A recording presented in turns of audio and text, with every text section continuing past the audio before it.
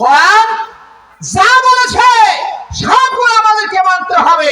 কোন পৃথিবীর এমন মানুষ নাই, মহাগ্রন্থ আল কোরআনের একটি আয়াত তো দূরের কথা, একটি সূরা তো দূরের কথা, একটি রাজ্য পর্যন্ত দুনিয়ার কোন মানুষ বানাইতে পারবে না। 25 জন নবীর নাম আল্লাহ পাক কোরআনে পাকের মধ্যে দিয়েছেন। আমাদের নবীর নাম আছে না নাই?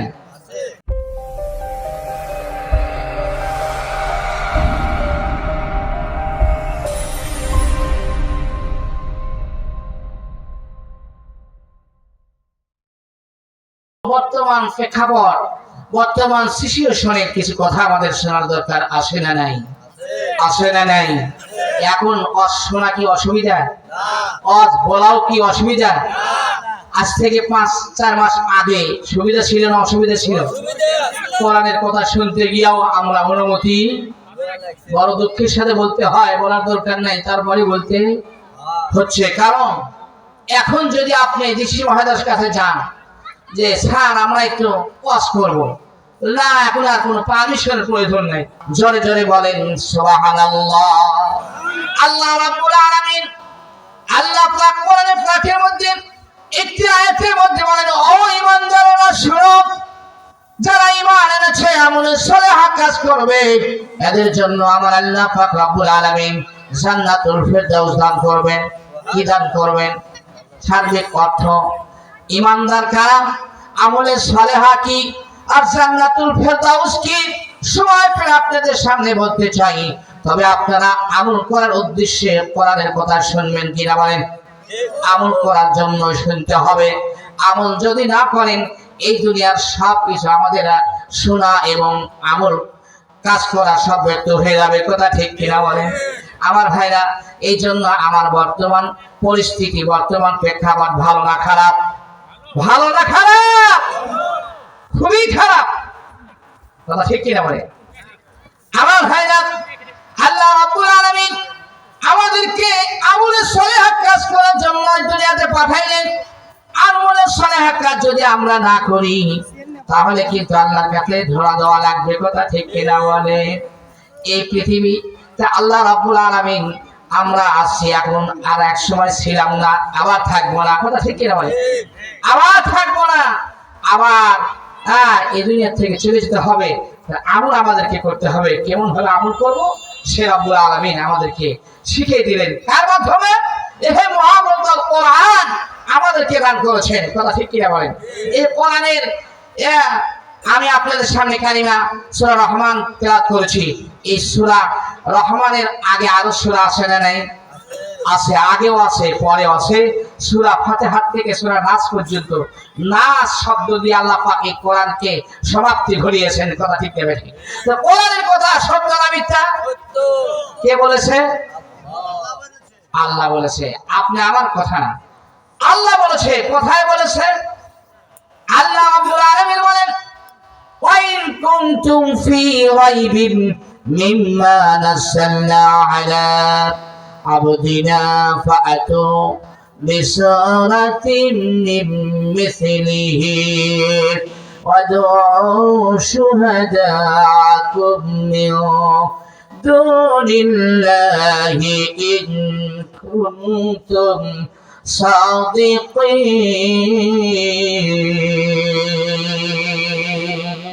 বলেন মারহাবা।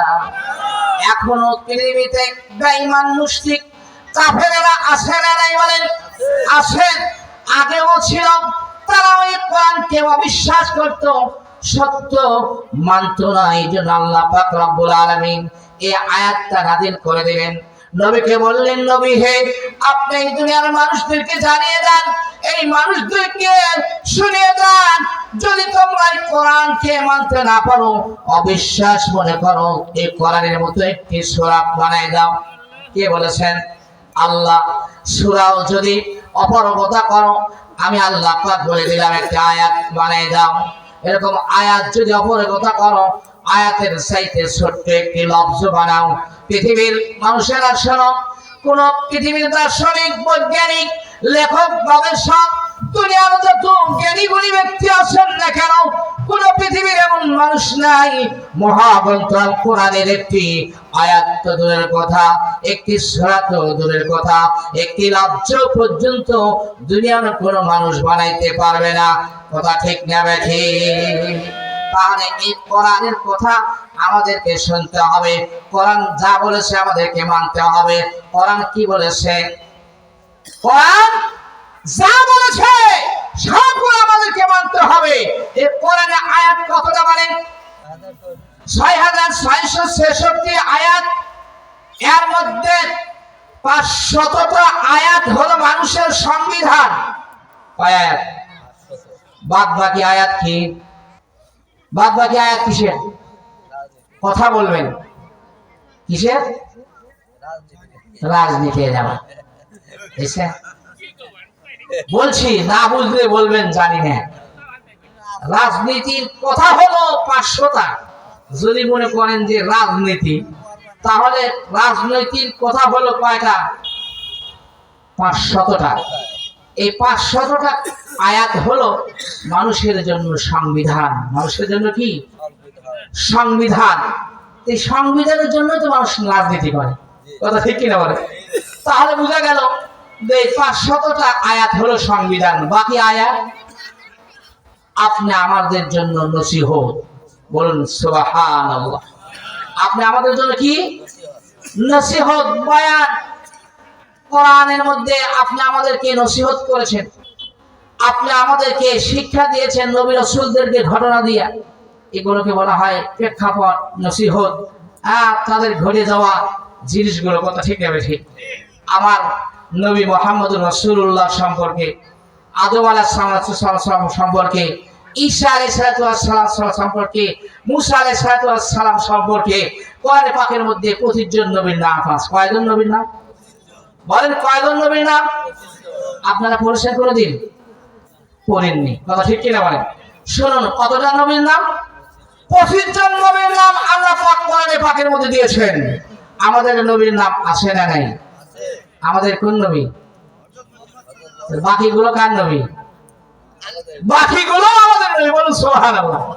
কিন্তু আমাদের স্পেশাল নবী মুহাম্মদুর রাসূলুল্লাহ সাল্লাল্লাহু আলাইহি ওয়াসাল্লাম।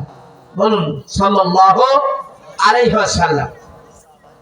আমার ভাইরা খুব খেয়াল করেছেন, এই নবী আমাদের মাঝে এসেছিলেন। যখন আসে সেই সময় জাহেলিয়াত ছিল, মানুষ মানুষকে খুন করত। কথা ঠিক কিনা বলেন? মানুষ মানুষকে খুন করত। আমার নবী আসার পর এই নবী কত সুন্দর মানুষ হয়েছিল। এই দুনিয়ার মানুষেরা এমন মানুষ হয়েছিল, আমার নবীর ভালোবাসায় মহাব্বতে আমার নবী আসার পর নবীর সহবতে এক একটা মানুষ সোনার মানুষ হয়েছিল। বলুন সুবহানাল্লাহ। ত্রিভুবনে প্রিয় মুহাম্মদ এলো রে ধুনি আই রে সাগর আকাশে বাতাসে দেখবি যদি আই রে সাগর আকাশে বাতাসে দেখবি যদি আয়। কথা ঠিক কিনা বলেন? কে গাইছিল বলেন তো দেখি? নজরুল ইসলাম। দেখেন, আল্লাহু আকবার। আপনাদের মধ্যে যে জ্ঞানী গুণী ব্যক্তি আছে আমি বুঝতে পারতেছি, এই জন্য বলতেছি, মাইন্ড করবেন না। অনেকেই জানে না, অনেকে আবার জানে। লোককাজী নজরুল ইসলাম তিনি একজন কবি ছিলেন। তিনি এই কথাটা বলেছিলেন নবীর সাথে। নবী যখন আসলেন ত্রিভুবনের মানুষ ধন্য হয়েছিল। কথা ঠিক না ঠিক? মানুষগুলো পাগল পার হয়েছিল মুহাম্মদকে দেখে।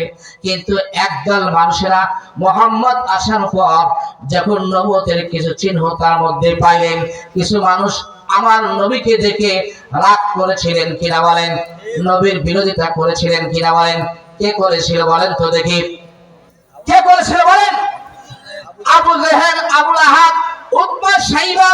আবু জেহেল নবীর কি হয় বলেন? আবু জেহেল নবীর চাচা হওয়ার পরেও নবীকে বিরোধ করলেন। নবীকে দেখতে পাই না, এমন নবী পৃথিবীতে আর কেউ আসবে না। ওই নবী যখন দুনিয়া থেকে চলে যাবে তখন আমরা বুঝতে পারবো। কিন্তু সেই সময় আবু জেহেল আবু লাহাবেরা মুহাম্মদকে ভালোবাসতো, আলামের উপাধি দিয়েছে।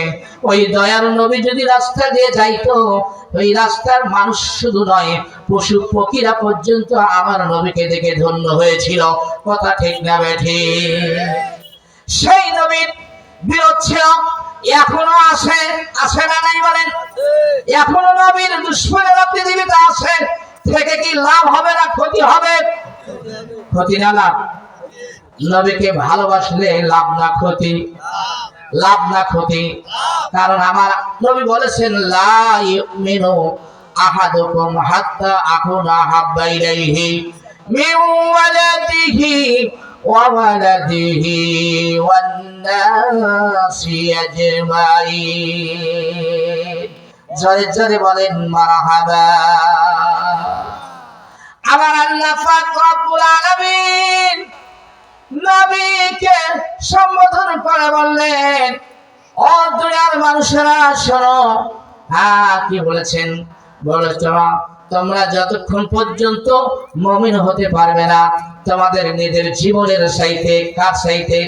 নিজের জীবনের চাইতে, স্ত্রী পুত্র সন্তান ধন সম্পদ সব চাইতে নবীকে মহব্বত বেশি না করবে, ততক্ষণ পর্যন্ত না তোমরা কখনো মুমিন হতে পারবে না। বলুন সুবহানাল্লাহ।